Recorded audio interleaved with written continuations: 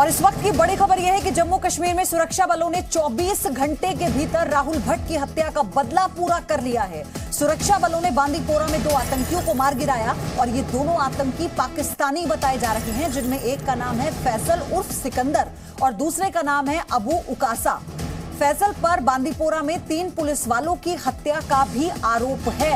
आपको बता दें कि कल जब राहुल भट्ट की हत्या हुई थी, एलजी ट्वीट करते हैं और कहते हैं कि जल्द से जल्द हत्यारों को बख्शा नहीं जाएगा। इस आतंकवादी गतिविधि के खिलाफ लगातार कार्रवाई होगी। एनआईए को भी इसकी जांच सौंपी जाने की जानकारी मिल रही थी, लेकिन फिलहाल ये बहुत बड़ी सफलता के रूप में इसे देखा जाए, क्योंकि 24 घंटे के भीतर राहुल भट्ट के दोनों हत्यारे यानी दोनों आतंकवादी जो कि पाकिस्तान के बताए जा रहे हैं, दोनों का खात्मा कर दिया गया है। मनीष शुक्ला मेरे सहयोगी हमारे साथ जुड़ चुके हैं। मनीष, ये बहुत बड़ी खबर है, बहुत बड़ी सफलता है और साथ ही एक बहुत बड़ा मैसेज।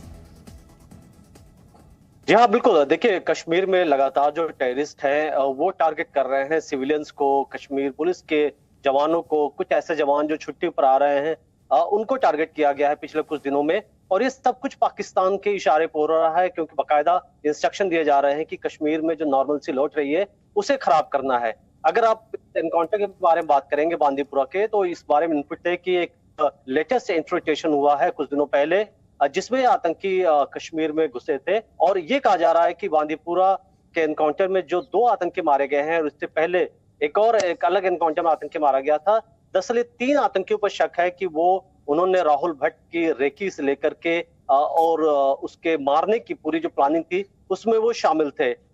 इसको लेकर के जो कश्मीर पुलिस है और जो यहाँ सिक्योरिटी एस्टेब्लिशमेंट है, वो इस बात को लेकर के ये कह रहे हैं कि ये एक बड़ी कामयाबी है, क्योंकि जिस तरीके से हत्या हुई और उसके कुछ ही घंटों के बाद इनकाउंटर में इसमें शामिल आतंकियों को मार दिया गया है। अगर आप देखें तो आज भी प्रोटेस्ट हुए, काफी ज्यादा नाराजगी है जो कश्मीरी पंडित कम्युनिटी है कश्मीर के अंदर, क्योंकि लगातार ये एक्सपेक्टेशन किया जा रहा था कि हालात कश्मीर में सुधरेंगे, सुधर रहे हैं और नॉर्मलसी की तरफ कश्मीर बढ़ रहा है।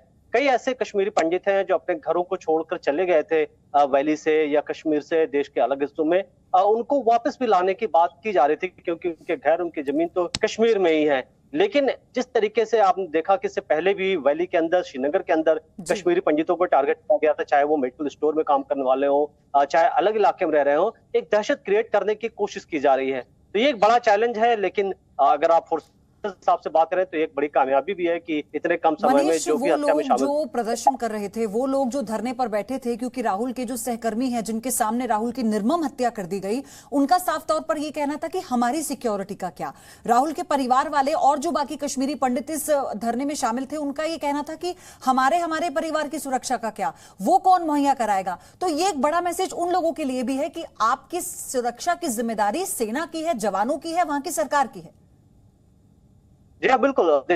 मैं कश्मीर में कई बार इन कश्मीरी पंडितों जो कम्युनिटी है उनसे मुलाकात की, और जो कश्मीरी पंडित वहाँ रह रहे हैं वो भी बाकायदा, उनकी कॉलोनी बनी हुई है, उनके पास फ्रीडम नहीं है, उनको अभी भी डर रहता है कि कॉलोनी से बाहर निकलेंगे, मार्केट में जाएंगे, कोई मार देगा।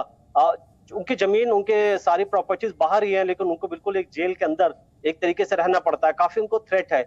लेकिन पिछले अगर आप 4 सालों में बात करेंगे तो ये एक माहौल बदलने की लगातार सरकार कोशिश कर रही है। विश्वास लोगों के अंदर है। जाहिर तौर पर उनके जो साथी हैं इस बात को लेकर डरे भी हैं और अभी भी अनसेफ मान रहे कश्मीर को, तो जाहिर है सरकार के लिए भी एक बड़ा ये सवाल है और चैलेंज भी है। तो है, लेकिन अभी खतरा कम नहीं हुआ है मनीष, क्योंकि लगातार टारगेट किलिंग के मामले जो हमने देखे हैं उसके बाद से चुनौतियां और बढ़ गई हैं सेना के लिए। लगातार जो ऑपरेशन चलाए जा रहे थे, भले ही उसकी बौखलाहट क्यों ना हो आतंकियों की, लेकिन फिर भी ये चैलेंज जमीनी स्तर पर है। मनीष, आपका धन्यवाद इस सारी जानकारी के लिए। Presenting B news app available on Google Play and App Store. Download it now.